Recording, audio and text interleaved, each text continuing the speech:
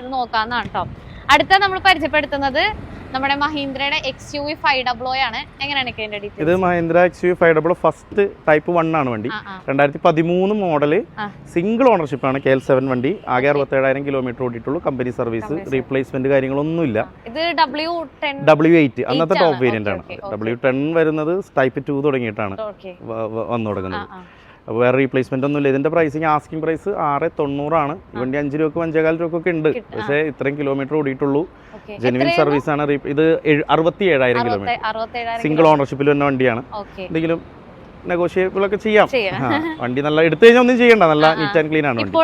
അത്യാവശ്യം നല്ലപോലെ ഡിമാൻഡുള്ള വണ്ടികളിൽ ഒന്നാണ് മഹീന്ദ്രയുടെ XUV. മഹീന്ദ്രയുടെ എല്ലാ വണ്ടി കേട്ടോ, എല്ലാ വണ്ടിക്കും. പക്ഷെ എനിക്കൊന്നും പുതിയത് വെച്ചിട്ട് കമ്പയർ ചെയ്യുമ്പോൾ ഇതിനാണ് കുറച്ച് അത് പ്ലാറ്റ്ഫോം വ്യത്യാസം വന്നിട്ടുണ്ട് പുതിയ വണ്ടികൾക്ക്. പക്ഷെ പുതിയ 700 ആണ് വന്നിരിക്കുന്നത്. ടോട്ടലി ഒരു ഡിഫറെന്റ് പ്ലാറ്റ്ഫോമിൽ ഇറക്കിയിരിക്കുന്നുണ്ട്. എന്റെ പെയിന്റിംഗ് ഉൾപ്പെടെ വ്യത്യാസമുണ്ട്.